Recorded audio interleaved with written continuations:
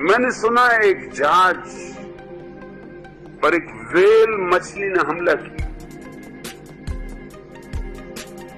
बड़ी भयंकर व्हेल मछली थी और जहाजी बड़े मुश्किल में पड़ गए। छोटा जहाज था तो जो भी उनके पास खाने पीने का सामान था वो व्हेल मछली के मुंह में फेंकते गए। थोड़ी देर के लिए व्हेल मछली रुक जाए, जब पचा ले जो उसके मुंह में फेंका गया फिर हमला करे। धीरे धीरे सारा भोजन का सामान फेंक गया। फल फूल मेवा जो भी था सब फेंक गया। लोग कुर्सियां टेबलें फेंकने लगे, वो भी व्हेल मछली पचा गई। अब तो कुछ भी ना बचा फेंकने को। सिर्फ एक मारवाड़ी था जो सबसे मोटा था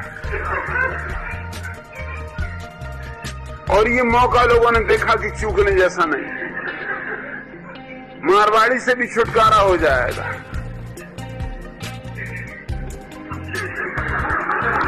तो उन्होंने मारवाड़ी को फेंक दिया। व्हेल मछली उसको भी बचा के आ गई। तब मल्लाहों ने सोचा कि अब कोई उपाय नहीं, अगर ये मारवाड़ी को पचा गई तो अब सबको पचा जाएगी।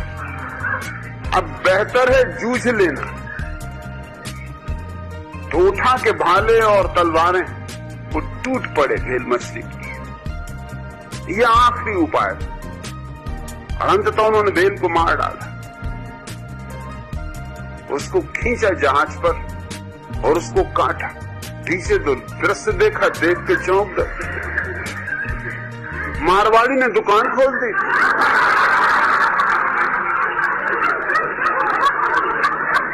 कुर्सी पे बैठा हुआ था, टेबल सामने रखी थी, संतरे मेवे काजू किशमिश बेच रहा था। पुराने लोग जो व्हेल मछली खा गए होगी कभी वो बेचारे खरीद रहे थे।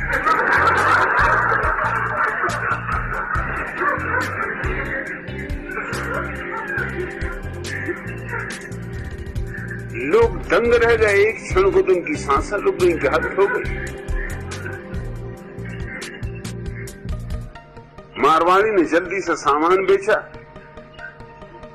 जो कुछ पैसा लगता इकट्ठा किया वो रखा और बाकी लोगों जिनके पास नहीं था उनसे कभी बाद में चुका देना।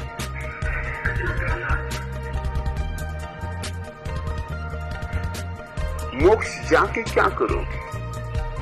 मारवाड़ी हो तो मारवाड़ी रहोगे, सिंधी हो तो उल्लासनगर बसाओगे।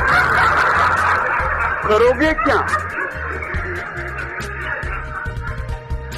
किसी को बैकुंठ जाना, किसी को गोलोक जाना, और कोई जिंदगी में ऊंची आकांक्षा नहीं, गोलोक।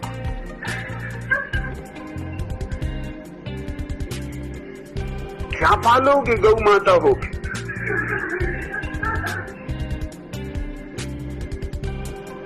बहुत से बहुत सांड हो सकते, और क्या करोगे? मगर गोलोक में करोगे क्या? जीवन से किसको लेना देना?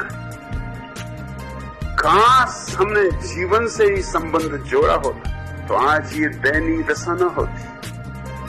हम सब बहुत दूर देख रहे हैं मृत्यु के बाद। मेरे पास लोग आके पूछते हैं कि मृत्यु के बाद क्या होता। मैं उनसे पूछता हूं पहले ये तो पूछो कि मृत्यु के पहले क्या होता है। कोई नहीं पूछता। मैं 20 साल देश के कोने कोने में घूम आया हूं, एक आदमी नहीं मिला जिसने मुझसे पूछा हो कि कुछ बताएं कि मृत्यु के पहले क्या होता। सबकी फिक्र है मृत्यु के बाद क्या होता। मेरी बातें निश्चित ही मूलतः जीवन से संबंधित। मेरे लिए जीवन परमात्मा का पर्यायवाची। मेरे लिए जीवन ही मुक्ति है और जीवन ही सत्य है और जीवन ही सब कुछ, और जीने की कला का नाम सन्यास। सन्यास जीवन का विरोध बन गया, अतीत में निषेध बन गया। कारण साफ है, सन्यासी वे लोग थे जिनकी उत्सुकता थी कि मरने के बाद स्वर्ग, मोक्ष, कैवल्य, वैकुंठ, गोलोक, ऐसे ऐसे स्थानों पर जाना। जीवन में कोई रस न था। ये उदास और रुग्ण, हताश और बीमार लोगों का कारण सारा भारत एक तरह की उदासीनता से भर गया। जीवन का उल्लास खो गया। जीवन के उल्लास के प्रति एक निंदा का भाव पैदा हो गया। जीवन गर्हित हो गया, पाप हो गया। इतना पाप हो गया कि लोग पूछने लगे, आवागमन से छुटकारा कैसे हो? आवागमन से छुटकारा का क्या मतलब? इतना ही मतलब ना कि फिर दोबारा जीवन न मिले, ऐसा कुछ इंसान कर लो। क्या तुम सोचते इन लोगों की जीवन में कोई उत्सुकता थी? अगर जीवन में उत्सुकता थी तो इनकी प्रार्थना होती कि हे प्रभु, तूने ये जीवन दिया, ये जो अद्भुत जीवन दिया, बार बार देना, पुनः पुनः देना। लेकिन नहीं, एक ही प्रार्थना गूंज रही है सदियों से, हर मंदिर में, फिर वो जैन मंदिर हो कि बौद्ध मंदिर हो कि हिंदू मंदिर हो, एक ही प्रार्थना की अनुगूंज चल रही है, प्रभु आवागमन से छुटकारा। शिकायत की जा रही कि क्यों तूने हमें जीवन दिया, क्यों ना हमसे पहले पूछा। और जीवन के लिए हमने क्या क्या मूर्खतापूर्ण सिद्धांत खोजे कि ये तुम्हारे पिछले जन्मों के पापों के कारण तुम्हें मिला। अब जरा सोचने जैसा है कि पिछले जन्म क्यों मिले थे? वो और पिछले जन्मों के पापों के कारण। चलो ये भी ठीक, पहला जन्म किस लिए मिला था? उसके पहले तो कोई जन्म था ही नहीं, इसलिए पाप का कोई सवाल नहीं उठता। पहला जन्म तो निश्चित ही परमात्मा का कसूर है। अगर कोई पापी है तो परमात्मा है, क्योंकि न होता बांस न बजती बांसुरी। ये जीवन दिया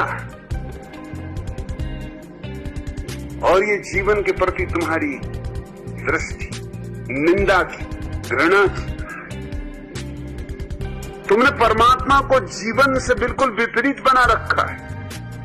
परमात्मा वह है जो जीवन को छोड़ के मिलता है, और मैं तुमसे कह रहा हूं परमात्मा वह है जो जीवन की गहराई में मिलता है।